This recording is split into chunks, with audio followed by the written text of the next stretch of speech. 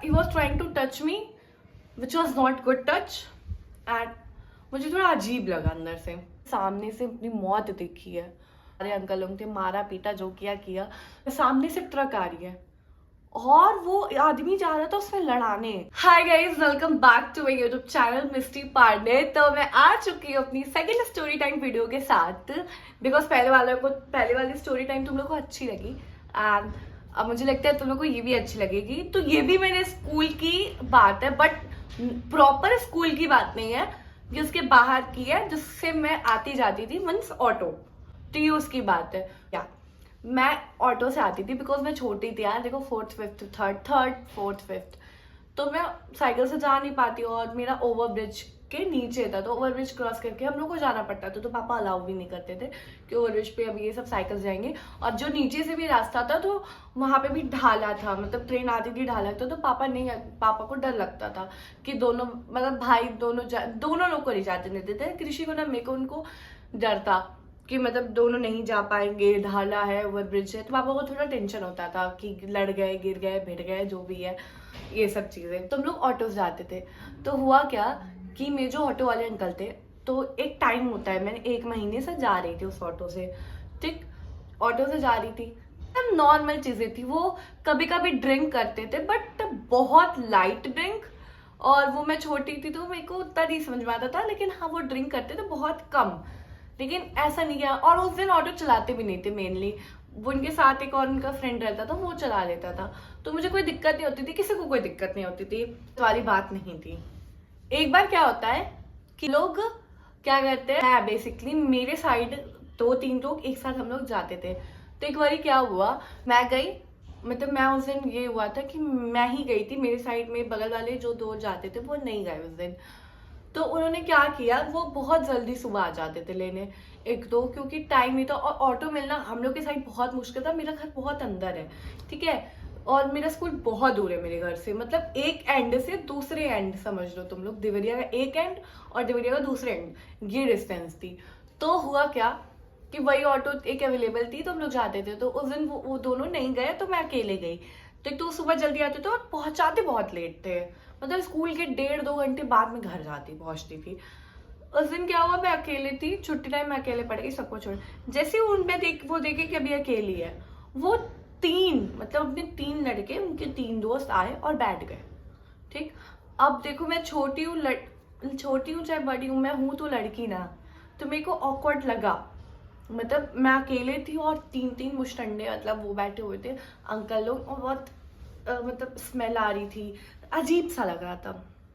But मैंने ये सोचा, वो तीनों ऑटो वाले अंकल थे, उनके दोस्त थे, तो कई बार हम लोग देखे हैं, मिले हैं, तो मेरे को लगा ठीक है यार कोई बात नहीं, और मैं चली गई। जो कुछ हुआ नहीं मेरे साथ, मैं चली गई, कोई दिक्कत नहीं हुई। फिर एक बार क्या होता है कि मेरे को मतलब ऐसा लगता है कि जैसे मैं बैठी थी ऑटो में, तो मेरे को ऐसा फील होता है कि अंकल, जैसे हम लोग बात करते थे, बात सब लोग करते थे यार, ऑटो वाले अंकल से मजाक करते थे, नॉर्मल थी हर चीजें, कुछ ऐसा कुछ नहीं था कि नहीं बात करते, मतलब नॉर्मल थी, हम लोग अच्छे से बात करते थे अंकल लोग से, मजा आती थी। हुआ क्या, एक बार मुझे ऐसा लगा कि उन्होंने मुझे मतलब बैड टच किया। तो मैं ऐसे खुल के नहीं बोल सकती कहाँ कैसे, बट मेरे को लगा he was trying to touch me, which was not good touch, and मुझे थोड़ा अजीब लगा अंदर से। तो मेरे को फिर ये भी लगा अच्छा हो सकता है मेरी गलत फहमी हो, आई डोंट नो, ठीक है। तो मैंने उस दिन उस चीज को इग्नोर किया। नेक्स्ट डे उन्होंने फिर मुझे टच किया। वो अब टच मतलब ये नहीं कि हाँ सामने ऐसे आए टच किया, नहीं, एक्चुअली वो शिफ्ट कर रहे थे बच्चों को कि ऐसे बैठो, अड़ा सड़ा, मतलब हम लोग शिफ्ट, मतलब एक सीट पे नहीं बैठ पा रहे थे हम लोग, एक सीट पे इतने सारे लोग, तो ये वो शिफ्टिंग कि ऐसे नहीं, आगे होके बैठो, नीचे होके बैठो, ऐसे करो। तो मेरे को लगा उसमें गलती से उनसे हो गया होगा। तो मैं यार मैं छोटी थी यार, मेरे को ये सब चीजें नहीं थी, मेरे को आज भी ये सब चीजें मतलब मैं नहीं हो पाती हूँ उसके लिए, तो अप फ्रंटली बोलना या मेरे से नहीं हो पाता है अभी भी, अगर मेरे को लगता है मैं नहीं बोल पाती हूँ, बट मैं अब धीरे धीरे सीख रही हूँ अपने लिए बोलना। तो उन्होंने क्या किया, मतलब मुझे ऐसा लगा, ठीक है, मैंने 2 बार इग्नोर किया। तीसरी बारी उन्होंने सच में मेरे को लगा अब ये इंटेंशनली हो रहा है, उन्होंने किया। तो मैंने उनका हाथ ऐसे पकड़ लिया, मैंने कहा अंकल अब ये क्या कर रहे हो, मेरे को ठीक नहीं लग रहा जिस तरीके से मुझे टच करते हो, एंड दिस थिंग। उन्होंने कहा कि अरे नहीं बेटा ऐसी कोई बात नहीं है, तुम तो बच्ची हो, ये वो, मैं ऐसे ठीक है। तो वो तो उन्होंने कहा नहीं बेटा ऐसी कोई बात नहीं है, तुम बच्चे हो, तुमको समझ नहीं आ रहा है, मैं ऐसा कुछ नहीं कर रही। मैंने कहा नहीं अंकल मुझे ऐसा लग रहा है बट आप इंटेंशनली कर रहे हो। उन्होंने कहा नहीं नहीं नहीं। मैंने कहा चलो ठीक है कोई बात नहीं। फिर मैं घर चली गई, मैंने ये बात नहीं बताई किसी को, घर पे ने नहीं बताई। एक दिन क्या होता है, हम लोग फिर ऑटो से जाते हैं एंड उस दिन कोई और आया रहता है ऑटो चलाने के लिए, तो हम लोग बैठ के जाते हैं। ओवरब्रिज के पास क्या होता है, ओवरब्रिज जहाँ से हम लोग मुड़ के ऐसे ओवरब्रिज पे चढ़ते हैं, तो वहाँ कोने में आके वो बैठ जाते हैं अंकल। और नहीं बहुत ज़्यादा वो ड्रंक थे, जो हमारे ऑटो अंकल थे जो चलाते थे, बहुत ज़्यादा वाले वो ड्रंक थे। अब हमारी फट्टी है, उसमें 8-9 बच्चे थे, हमारी फट्टी है कि अब क्या मतलब ये चलाएंगे गाड़ी, और वो ले लेते हैं गाड़ी चलाने के लिए। उसके बाद से गाइस यू कांट बिलीव, वो 4-5 जगह ऐसे लड़ा रहे हैं दीवार में, उनको नहीं पता है वो कैसे गाड़ी चला रहे हैं। हम बच्चे पागल जिग जैग जू, हम लोग लिटरली ऑटो में से चिल्ला रहे हैं कोई बच्चा बचाओ बचाओ बचाओ, एंड सामने से ट्रक आ रही है और वो आदमी जा रहा था उसमें लड़ाने, बट हाँ से तुम आए और ये साइड कर लिया वो इंसान। मेरी बहुत गंदी फटी थी, मतलब मेरे को लगा था मैंने सामने से अपनी मौत देखी है। तो यहाँ से आया और ऐसे हटा लिया भाई। फिर वो फिर लड़ा लड़ा के फिर मेरे पापा के एक दोस्त है, मैंने देखा कि वो आ रहे हैं पीछे से, मैंने खूब तेज चिल्लाया uncle uncle help help help, and फिर मतलब सारे ही बच्चे चिल्ला रहे थे। फिर सामने से आके हम लोग गाड़ी रोके, बहुत सारे लोग आए, वहाँ ओवरब्रिज पे सारे बच्चों को हटाया। एंड अब देखो उत्तर प्रदेश है, किसी को ऐसे तो छोड़ेंगे नहीं अगर कोई गलत किया है तो वहीं पे उनको बहुत सारे अंकल लोग थे, मारा पीटा, जो किया किया। जो पापा के दोस्त थे वो हम लोग को घर ले जाके छोड़ते हैं और वो सारी चीज़ें बताते हैं।